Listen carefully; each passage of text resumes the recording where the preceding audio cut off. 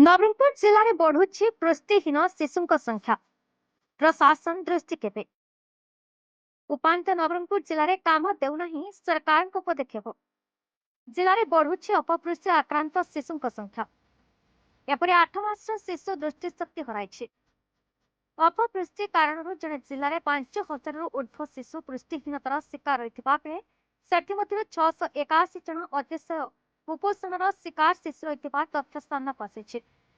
अपपुष्टि रोकने अंगनवाड़ी केन्द्र मानक गर्भवती और शिशु को अंडा सह पुष्टिकर खाद्य दि जाता बेले किंतु जिले में 5,000 ऊर्ध्व शिशु अपपुष्टिर शिकार होगा वर्तमान जिला महिला और शिशु विकास विभाग कार्य दक्षता को प्रश्न उठी 6 मास 3 वर्ष मध्य कम ओजन तथा पुष्टिहीनतार शिकार 2,803 जन शिशु रही 3 वर्ष 6 वर्ष मध्य कम ओजन तथा अपपुष्टि शिकार होता 2,709 जन शिशु रही 6 मास 6 वर्ष मध्य कम ओजन तथा अपपुष्टि शिकार होता 5,512 जन शिशु अच्छा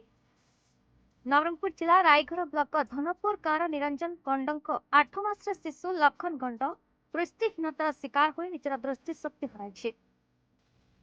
जिले में कुपोषण रोकने अंगनवाड़ी केन्द्र में गर्भवती और शिशु को अंडा सह छतुआ सह अन्य पुष्टिकर खाद्य जगाई दि जाउछि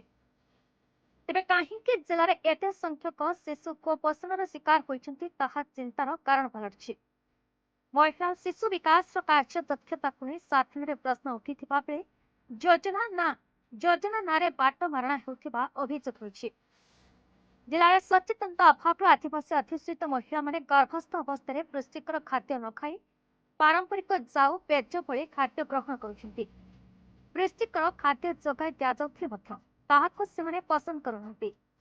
अपपुष्टिर मुख्य कारण पलटुछि अपरपक्षे महिला गर्भवती जानिबा परठारु सेमानकु स्थानीय अंगनवाड़ी केन्द्र और स्वास्थ्य विभाग तरफ अंगनवाड़ी केन्द्र को आनी ताहार जत्न निया जाउथिबा सह पुष्टिकर खाद्य जगाई दिजाउथिबा कहिसंती डीएसडब्ल्यू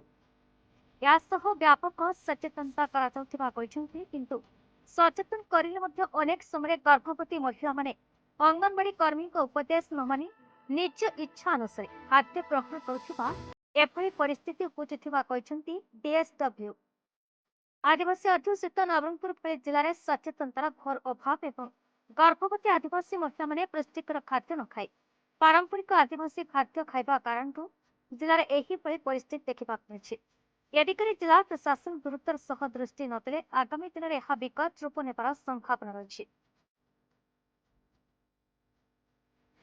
तो आमर नवरंगपुर जिले में पोषण ट्राकर 681 पिला कुपोषण चिन्हित होती आमे ताकू प्रति 15 दिन जरूरी देखिकी सप्ताह को थरे आमे सीडीपीओ मानकर सुपरवाइजर मानकर गूगल मीट करूछु कोठी आम स्टाफ भी जाइकरी क्रॉस चेक करछन्ती फील्ड रे जोठी जो सेंटर रे बेसी माने कुपोषण पिला चिन्हित होइछन्ती सेठी